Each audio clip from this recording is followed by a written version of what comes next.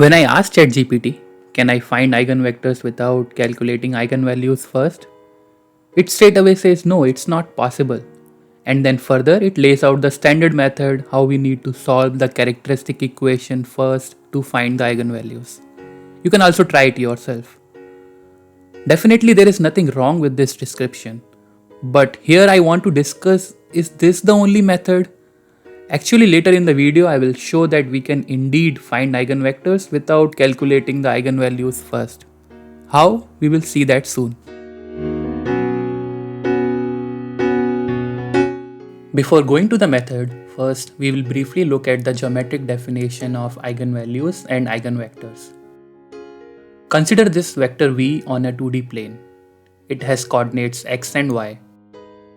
Now imagine we apply a linear transformation on this vector such that it transforms to a new vector w. Many of you might already know that this linear transformation can be defined using a 2x2 matrix. When we multiply it with this input vector v, it gives output vector w. Similarly, for any input vector, this transformation gives an output vector. You will notice that with the transformation, the vector can change its length as well as its alignment. Here the red line shows the initial alignment. In the same manner, the linear transformation has the same effect on most of the vectors and they move away from their initial direction. But there are some special vectors that do not change their slope. The matrix A only changes their length but do not take it off from the red line. As you might know, these special vectors are eigenvectors of the matrix A, and the ratios by which the vector length changes are the corresponding eigenvalues. Coming back to our equation that represents the linear transformation, if V is an eigenvector of matrix A, then vector W is just some scalar times vector V. Now the traditional method for finding the eigenvalues is to subtract the unknown eigenvalue lambda from the diagonals and put the determinant to 0. Thus you will get a characteristic polynomial and eigenvalues are the roots of this polynomial. But here we will see an alternative method where we evaluate the eigenvectors first.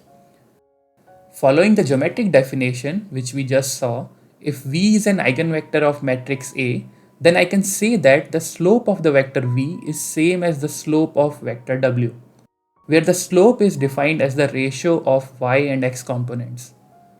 For vector v, the slope is y divided by x, and for w it is capital Y divided by capital X. Now from the equation we can calculate the capital Y and capital X. Using these we get a relation between the components of vector v.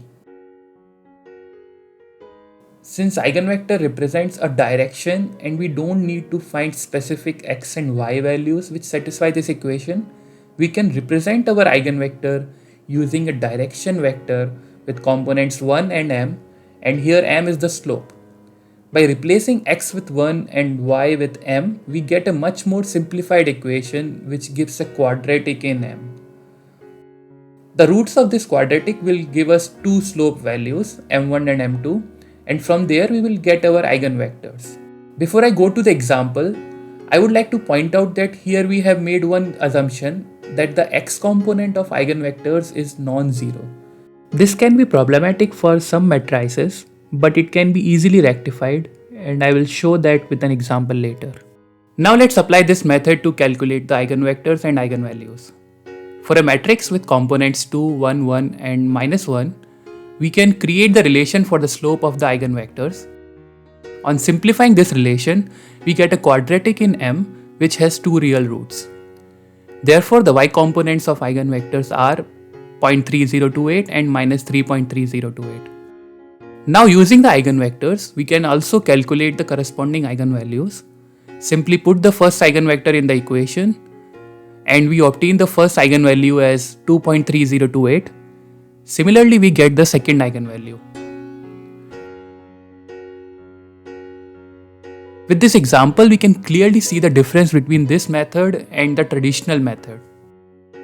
Next, we will look at an example when the x component of eigenvector is 0, which contradicts our assumption. Consider this matrix with components 3, 0, 1 and 2. When we write the relation for the slope of eigenvectors, we get a linear function of m instead of a quadratic. Therefore, we will not be able to find both the eigenvectors. In such a case, to find the other eigenvector, we will assume that the y component is 1 and the x component is say n and it has to be evaluated. Using this vector, we get back our quadratic. Hence, we can find both the eigenvectors and they are with y components as 1 and x components as 0 and 1. Lastly, I have an exercise for you. Try to develop a similar method for a 3 by 3 matrix.